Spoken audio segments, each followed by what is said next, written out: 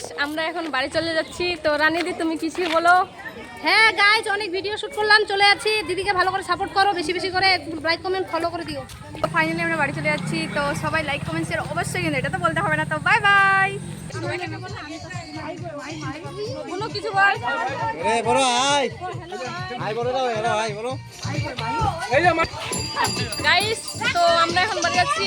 এই যে রানী দিদি সবাই যাচ্ছে। এই যে গেটে কত ভিড় দেখো, এই যে এটা গেট। তো